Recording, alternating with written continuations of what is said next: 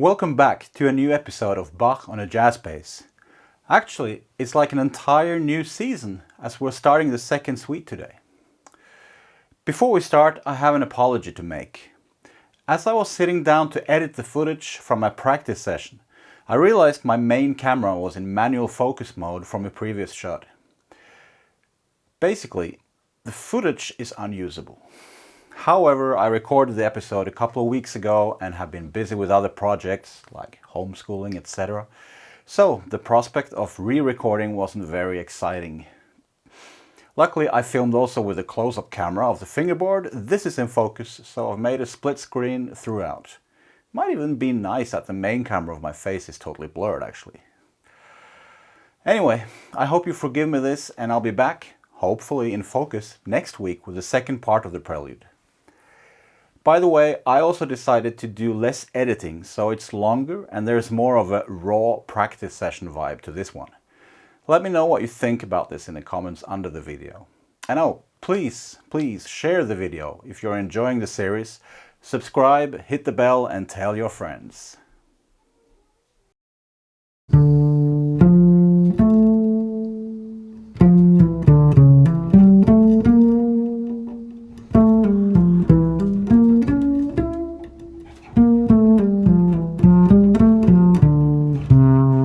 Welcome back to Suite 2 of my series Bach on the Jazzbass. Thank you so much for sticking with me for all these episodes. So there's quite a big difference from the first suite to the second, in that the first suite was in G major. It's a kind of a light, like a light mood, a light key.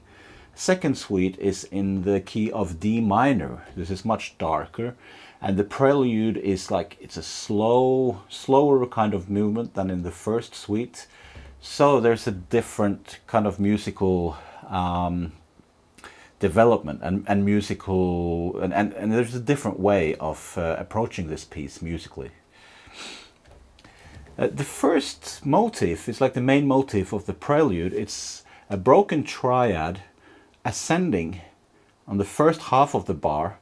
And on the last beat we have a descending scalar motion. This repeats itself throughout the movement, and like in the first four bars, the first three bars are quite similar. We have ascending chords, arpeggios, and a descending scalar motion. So first bar.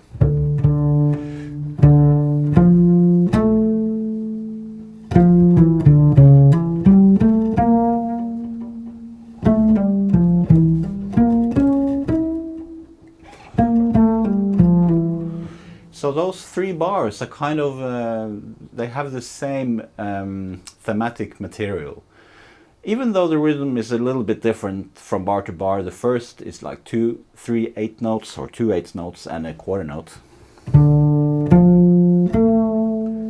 We established the arpeggiated first beat already. The second bar, when it goes into the dominant, we play 16th notes. So okay, we play a scalar, well not really, because if we think of this chord as an A7 flat 9, we're playing an arpeggiated chord from the C sharp, the third, 7th, and then a root, and then the flat 9. So even though it's a scalar motion, I mean the notes are a second apart, it's still a part of the chord, A7 flat 9. Then we have the scalar motion. And then again the arpeggiated chord.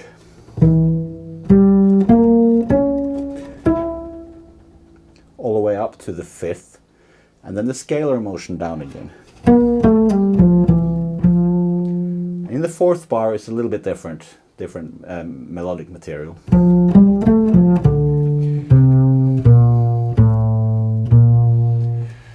So we have a 8th note movement down to descend down to the B flat major. And the way I play this is, as you have seen here, is I don't want to start with the harmonic. I want to start with a fingered note, because I can use some vibrato and I can keep the texture similar from this note to the rest of them. Like if I play the harmonic, they kind of sound different in texture. Not kind of, they sound different in texture. Whereas when I play them fingered, I can make them more similar, and I can also give them a little bit, give the D a little bit of movement. I've been checking out countless recordings online of these suites now from cellists, all from Baroque purists to more romantic approaches. And I mean, there's no right or wrong. I prefer to give some movements to some of the notes, not all of them, but like in the first bar here.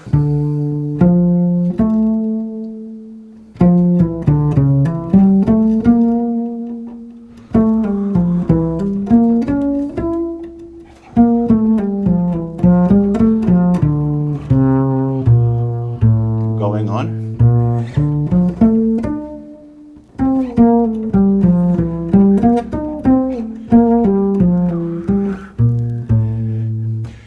So my fingerings for the first arpeggios, I'm going to backtrack a little bit. After the first bar, I use my thumb and I move the thumb after 2 notes. Move it from the C sharp there up to the G. It's just a half step, but it's still a shift. And now I shift my thumb to the E. And then I shift the thumb again to the B flat, again a half step, to get all the way up to the high E. This is like the most natural fingering for me. You might have a different approach, but anyway, that works for me. And this is kind of the approach I'm taking. I'm kind of climbing with the thumb. I'm moving it in positions, but I'm moving it often in shorter positions. I guess you can say. That might not be precise, but, well, at least in the beginning here, that's what I'm doing. So, continuing on from this fourth bar, this eighth down to the B flat major, where we're playing here a B flat major 7.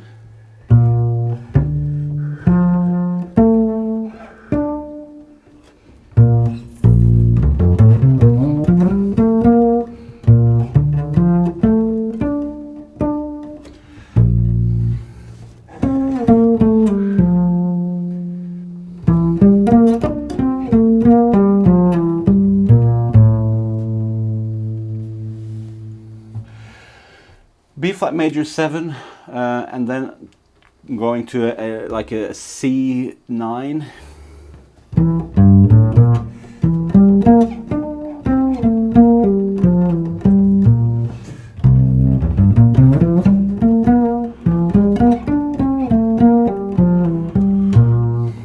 Like a C9.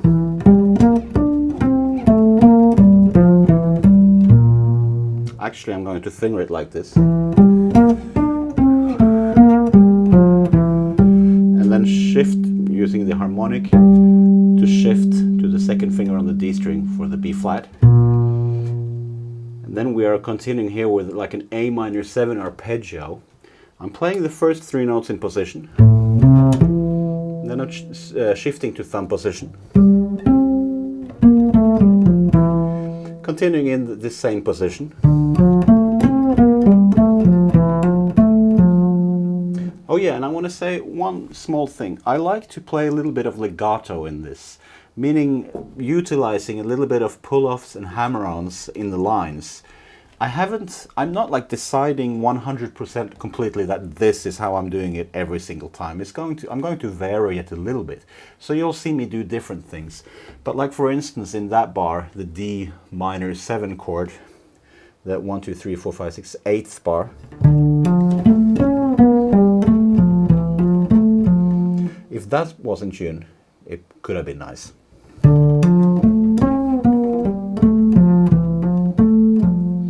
So, like a combination, some hammer-ons,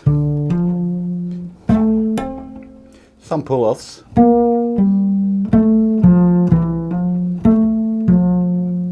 and some rakes, some, the same finger from a string above going down. Gives it a more legato feel than attacking each note with a separate finger. and then an open G to the next bar. I'm going up the D string to get myself into the position of the top B flat.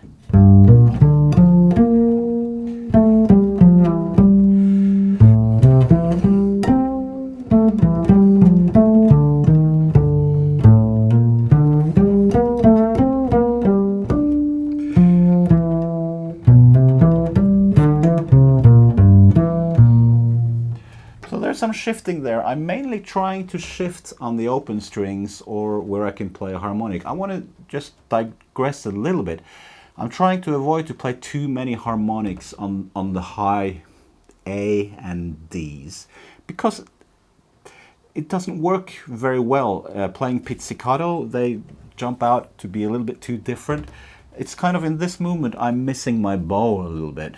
Or not a little bit, I'm missing my bow, because when we have these jumps up in the registers, like coming later, let me see if I can find it. Yeah, like when we're playing,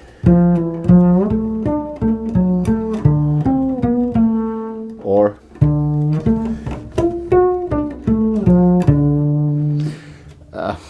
yeah, this is like later in the piece. That was very out of tune. Let me try that again.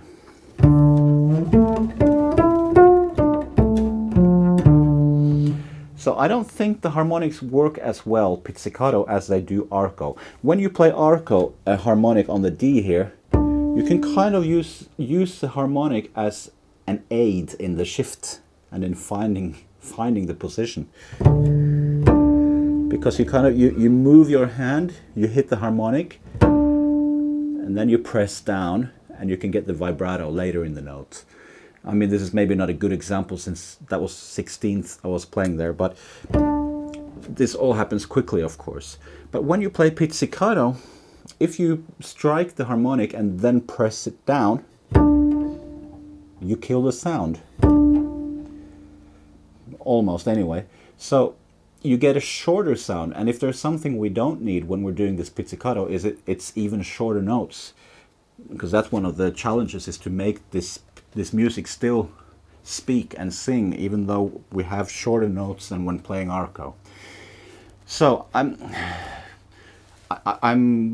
want to try to avoid too many harmonics. I'm going to put them in there occasionally for some position shifting, and some because I think they work there. Like in the bar we just left off in, which was like 11. I don't know. 1, 2, 3, 4, 5, 6, 7, 8, 9, 10, 11, yeah, 11th bar.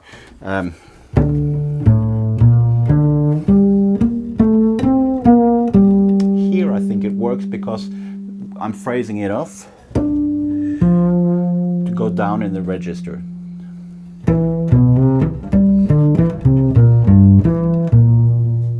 Right? Whereas if I play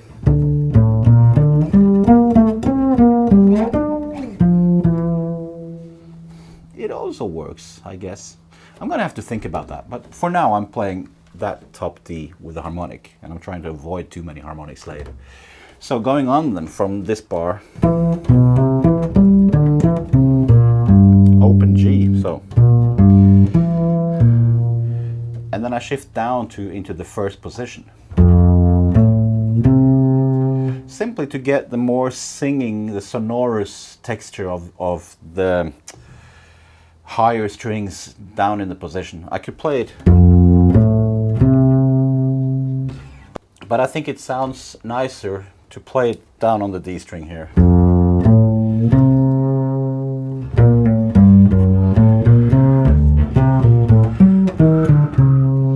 And I shift upwards to the 7th, like from the open D to the 7th, the C.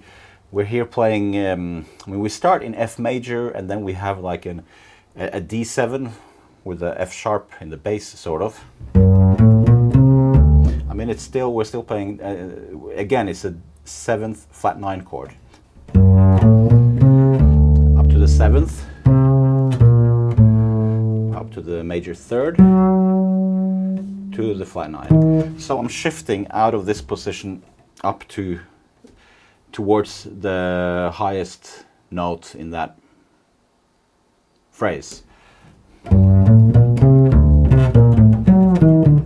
works better than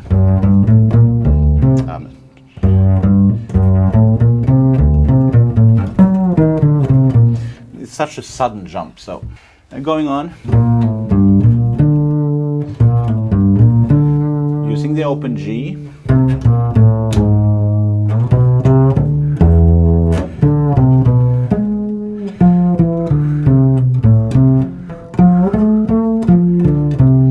So here, yeah, from this E7 flat 9, and here I shift into the thumb position because I think it's always, for me, been awkward to play the G sharp with my fourth finger. My fingers are kind of short, as I've mentioned before, so I could go. Maybe I'll do that.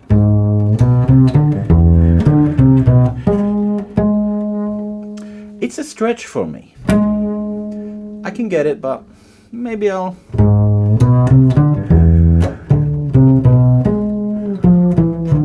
To me, I can get that clearer, so I will practice. I don't have this perfectly right now, but I'm going to practice it the way of shifting into the thumb position.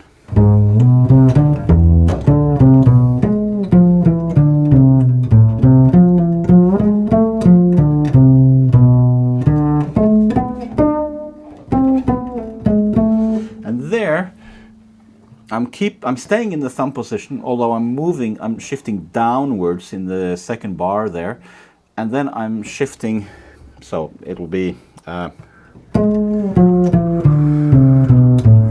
have the thumb on the A, which is kind of low for the thumb position, but I mean, it's there, so why not?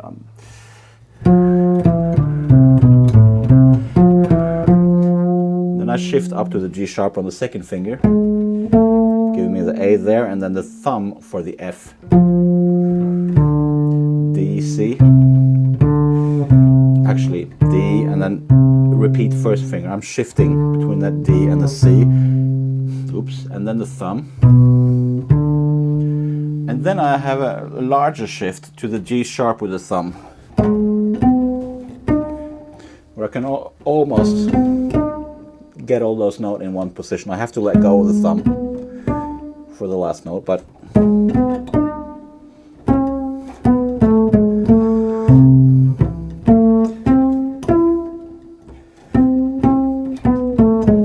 yeah, so.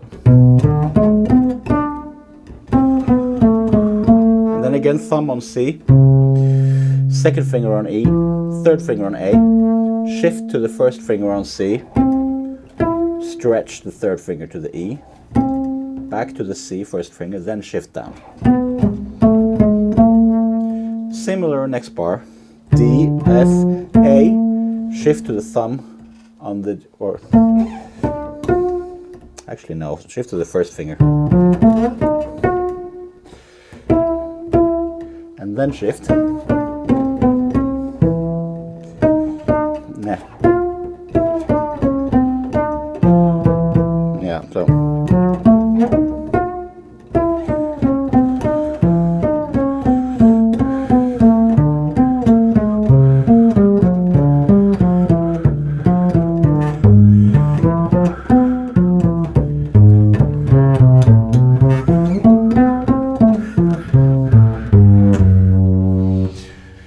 So this whole sequence is a lot of shifting around in the thumb position. I'll do it slowly again, so you can check out the way I've figured out I want to do it anyway. It might not be the best way, and I might change it down the road, but for now this is how I'm doing it. So I'm going to play it again from the restart in like 12th, 13th bar, F major.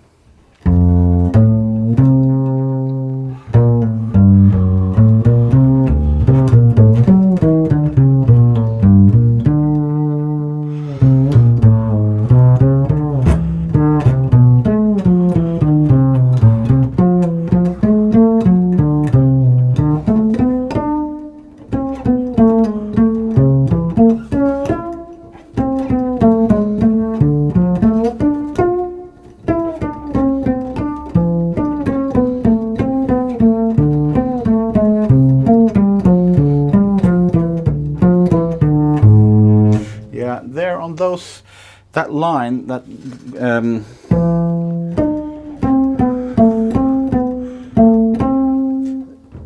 those notes, I'm on the thumb on the A, and then I want to do the C with the third finger to be able to shift down and get the thumb on the D.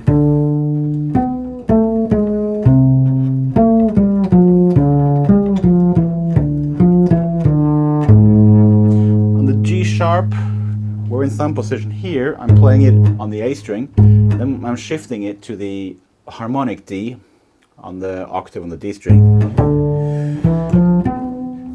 to be able to get the high B. Again, on the harmonic, shifting like that, and then nah, not like that, sorry. To be able to get the high B,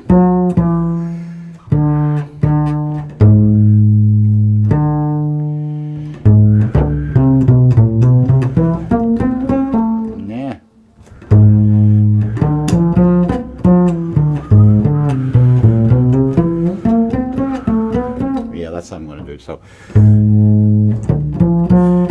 to get the high B, shifting out to this position again, staying there, and then shifting up.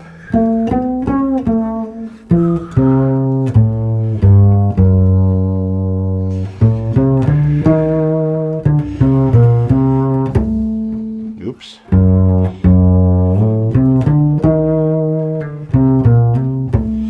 Using the harmonic A there, it jumps out as an harmonic, but I'm making an exception there simply for technical reasons. I mean,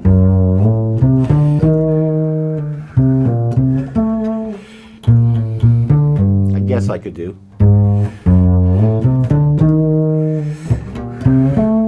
but no, I'm going to do the harmonic.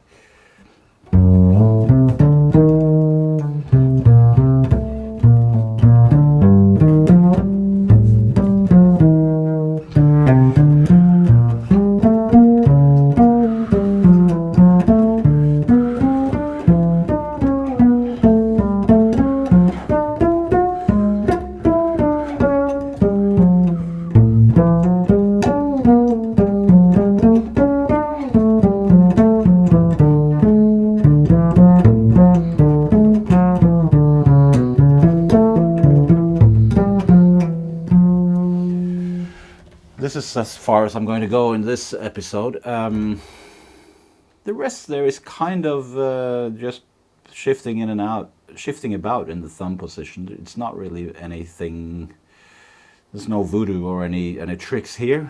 Not that there's any tricks any other places, but I mean after the harmonic we continue.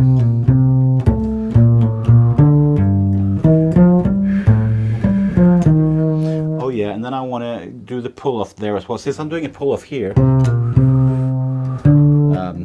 since I'm doing a pull-off,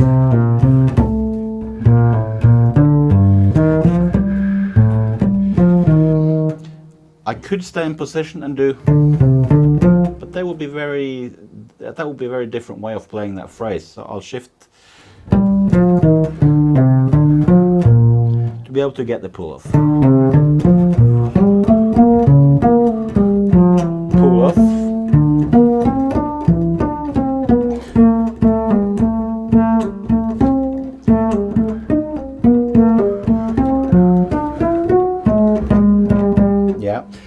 So to get the pull-offs, every time, I'm going to shift it around a little. So after the pull-off here, pull-off, and then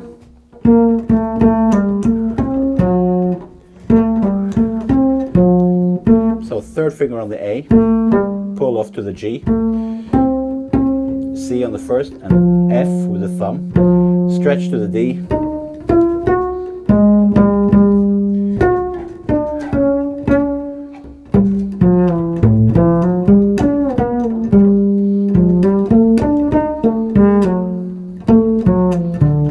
yeah.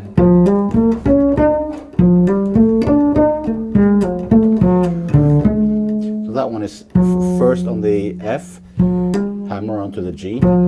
thumb on A, second finger on C sharp, third on the top D, pull off down to the A again.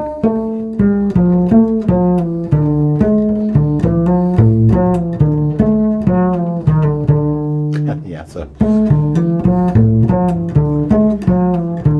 And then we have this A major thing. I'm shifting down to the first finger on the C sharp, thumb on the B.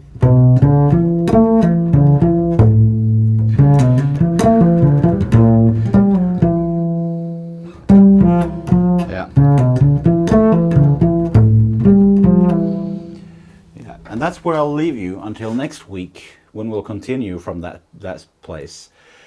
So, I hope this is interesting to work through like this.